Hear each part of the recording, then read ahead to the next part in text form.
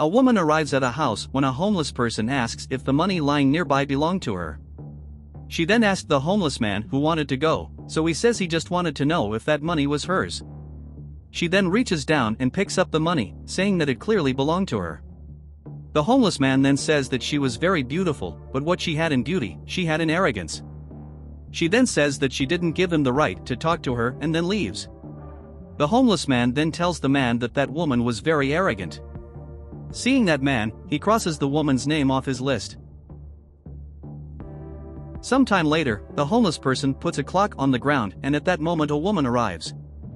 He says she was very pretty, and then she asks if he was talking to her.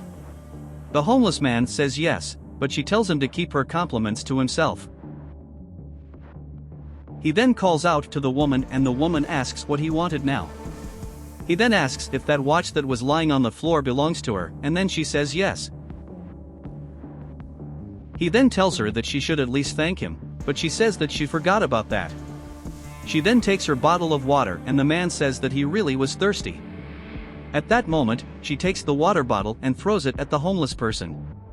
He then asks why she did that, and the woman says that now he could take a shower, because he smelled really bad. She then leaves, and again, the homeless man tells the man that woman wasn't right. The man then crosses the woman's name off his list and then hands something to the homeless man.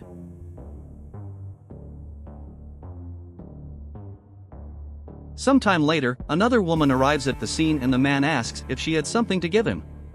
She apologizes and says she didn't have anything she could give him. The man then asks if that necklace belonged to the woman, but she says that it didn't belong to her. He then said that necklace seemed to be quite expensive, but the woman keeps saying it didn't belong to her. She then asks if that necklace was not his, but he says that he would not be able to buy something as expensive as that necklace. He then tells the woman to keep that necklace, but she says she couldn't. She then says that the golden dweller should keep the necklace, as if the owner showed up, he could give it back. She then says that if the owner doesn't show up, if he could have the necklace.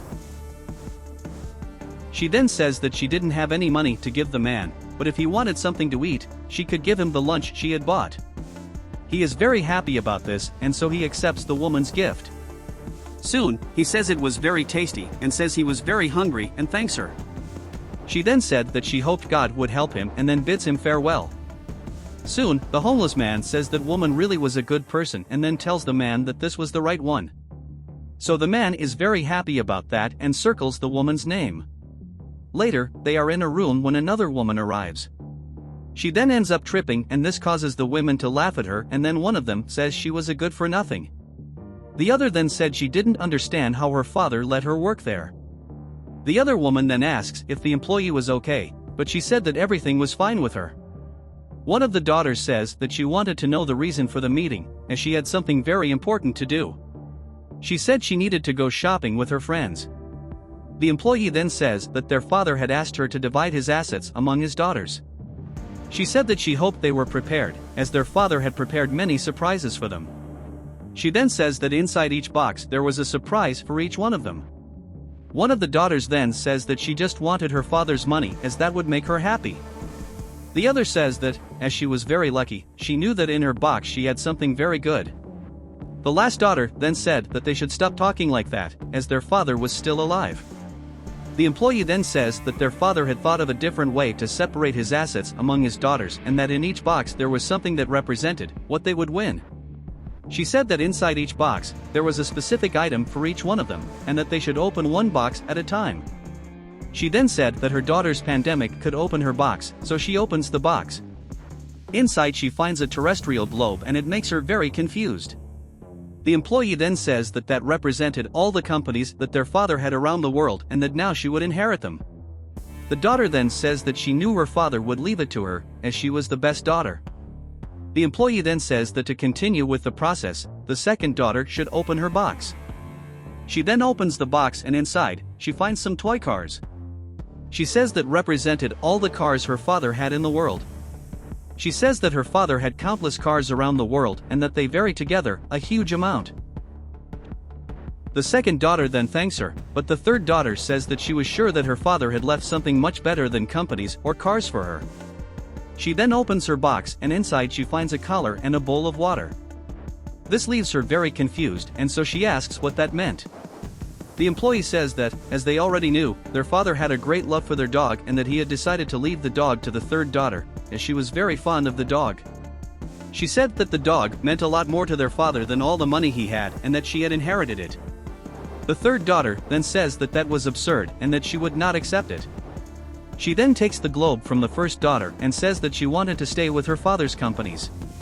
The first row then says that her father had chosen her to inherit his companies, but the third daughter says that now she wanted those companies, that she wouldn't let them stay with her sister. She then says that she was the eldest daughter and that's why she should have the companies and that her sister could have the dog, but the first daughter says that she didn't want the dog and that her sister should have it. So they keep fighting about it, but there's this moment, the second daughter tells them to stop it. They tell their sister to be quiet, and then they go back to fighting. They then start to dispute who would win, but at that moment, the woman said that she was tired of it and that her sister could keep the car, as she would keep the dog. The sister then says that she was happy that her sister was finally doing something useful in her life, as she did not have the ability to manage anything that she had inherited. At that moment, the employee returns and asks if they had already decided on that matter. The woman then says that they had already resolved that, and then the employee asks if they had already correctly decided what they were going to do. The sister then said that they had already resolved that matter and that the employee should stop asking about it. At that moment, their father enters the room and then the woman goes to him and hugs him. The other daughter, then, asks the reason for all that and says that her father should explain what was happening, but he says that soon they would understand. The sister then says that she should be given an explanation as she had only been left with her father's cars. Their father then says that since his daughters really wanted to know the reason for that, he would tell them. He said that he had auditioned each of them and that he was very disappointed with them. One of the daughters asks what her dad was talking about and says she wasn't aware of any tests he had taken, but her dad says he would make sure his daughter remembers. He then asks what that watch was doing on his daughter's wrist. She says that watch belongs to her, but her dad says he wasn't so sure about that. He then says that that was not the teaching he had given to his daughter and that what she had done was theft. He says her daughter was a thief and then her sister starts laughing and says that was something her sister did very often, taking something from other people that wasn't hers. Their father then says that his daughter shouldn't talk to her sister like that, as she was also a thief. He then said that he was very disappointed in his daughter, but she said that was a lie and that she had never taken anything from anyone. The man then says that aside, she was a liar, as that money she had taken clearly did not belong to her. The daughter doesn't know what to say, but she says she didn't take money from anyone. Her father then said that he would remember what he was talking about and tells his daughter to open her purse as she would find the money there. She then says that she had found that money on the street and that she wasn't stealing from anyone, because she just found money. The man then says that his daughter was a liar and that he had not taught that kind of behavior to his daughter. He then says that it wasn't something he wanted his daughters to do and that they were the biggest regret of his life. He then says that unlike his sisters, the woman had learned very well the teachings he had given and that they should learn from their sister. The daughter then says that that was something very predictable, because her father always preferred the woman to the other daughters. She says that her father had always spoiled her sister and that she was always her father's and mother's favorite. The sister then says that her father always preferred the woman, as she was the oldest. The man then says that they were mistaken, because what he had taught the woman he had also taught them. He says that, unlike his sisters, the woman always woke up early and went to the company to work hard, but that they stayed asleep and that they always wanted everything to happen for them. But they didn't do anything. He then says that from that moment on, everything would change there and that they would be without their credit cards and that they would have to work to get their money, because he would not give them anything else.